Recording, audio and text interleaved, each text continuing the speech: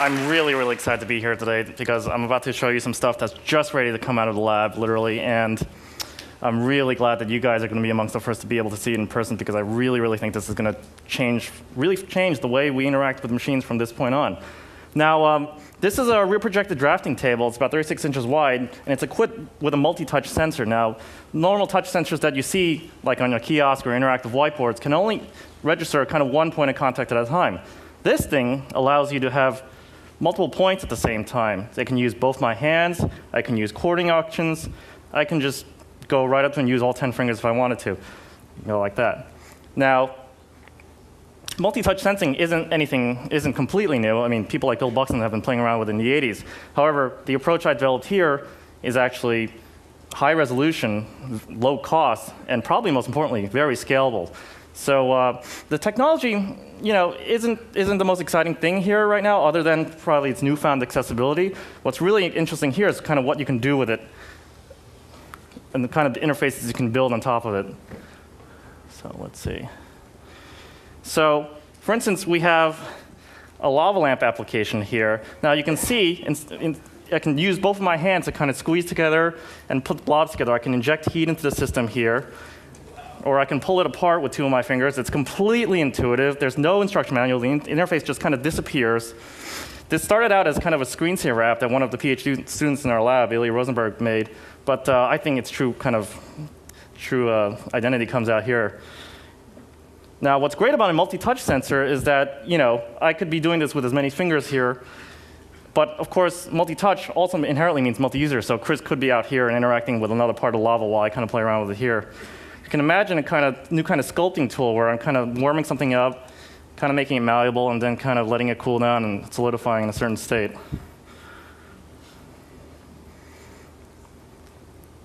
Google should have something like this in their lobby.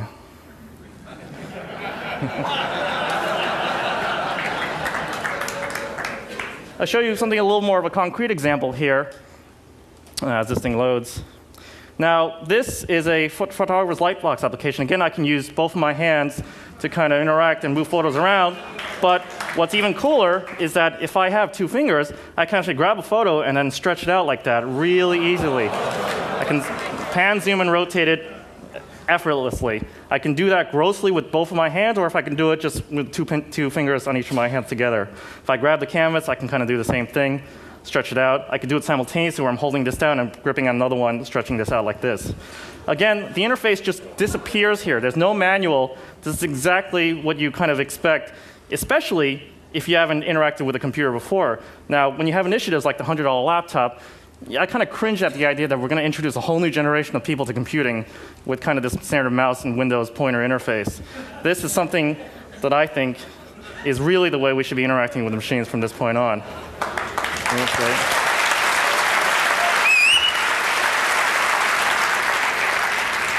Now, of course, I can bring up a keyboard.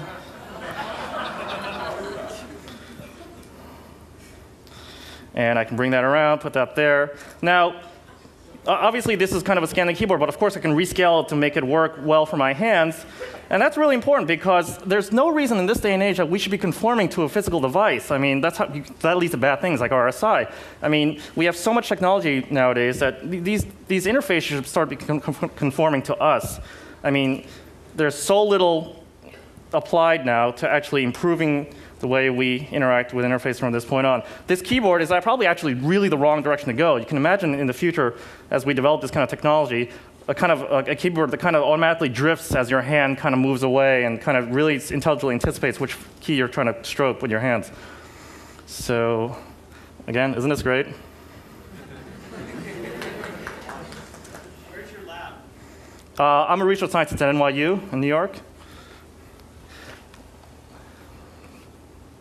Here's an example, another kind of app. I can kind of make these little fuzz dolls. It'll kind of remember the stroke that I'm making. Of course, I can do it with all my hands. It's pressure sensitive, you can notice.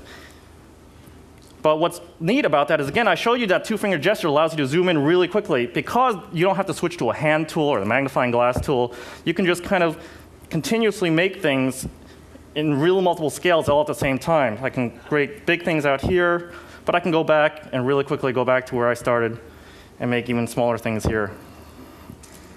Now, this is going to be really important as we start getting to things like data visualization. For instance, I think we all really enjoyed Hans Rosling's talk, and he really emphasized the fact that I've been thinking about for a long time too. We have all this great data, but for some reason it's just sitting there. We're not really accessing it. And one of the reasons why I think it is is because of things like graphics.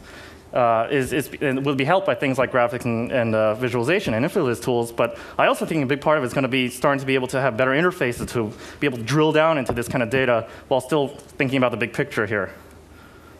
Let me show you another app here. This is something called Whirlwind. It's done by NASA. Now, it's we've all seen Google Earth. This is kind of an open source version of that. There are plugins to be able to load in different data sets that NASA's collected over the years. But as you can see, I can use the same two-finger gestures, kind of go down and go in really seamlessly. There's no interface again. It really allows anybody to kind of go in and just does what you kind of expect, you know. Again, there's just no interface here. The interface just kind of disappears. I can switch to different data views. That's what's neat about this app here. There you go. NASA's really cool. They have these hyperspectral images that are kind of false colored, so it's really good for determining vegetative views. Now let's go back to this. Whoops. Now the great thing about mapping applications, it's not really kind of 2D, it's kind of 3D. So again, with a multi-point interface, you can kind of do a gesture like this. So you can kind of be able to tilt around like that, you know. It's not just simply relegated to this kind of 2D panning in motion. Now, this gesture that we developed, again, is just kind of putting two fingers down, kind of defining an axis of tilt, and I kind of tilt up and down that way. That's just something we just came up with on the spot. You know, it's probably not the right thing to do, but it's such interesting things you can do with this kind of interface. And it's just so much fun playing around with, too. And OK, so the last thing I want to show you is, you know, I'm sure we can all think of a lot of entertainment apps that you can kind of do with this thing. I'm a little more interested in the kind of creative applications we can do with this. Now, here's a simple application here. I can kind of draw out a curve. And when I close it, it becomes a character. But the neat thing about this is I can add control points. And then what I can do is kind of manipulate them with both of my fingers at the same time. And you notice what it does. It's kind of a puppeteering thing where I can use as many fingers as I have to kind of draw and make.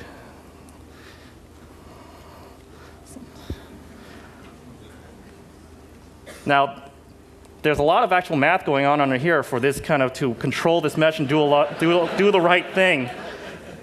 I mean, this is a technique of being able to manipulate a mesh here with multiple control points is actually something that's state of the art. It was just released at SIGGRAPH last year. But it's a great example of the kind of research I really love, kind of all this compute power to apply to make things kind of do the right things, the intuitive things, do kind of exactly what you expect.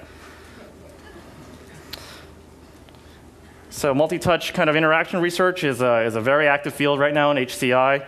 I'm not the only one doing it. There are a lot of other people getting into it. This kind of technology is going to let even more people get into it. And I'm really looking forward to interacting with all you guys over the next few days and seeing how it can apply to your respective fields. Thank you.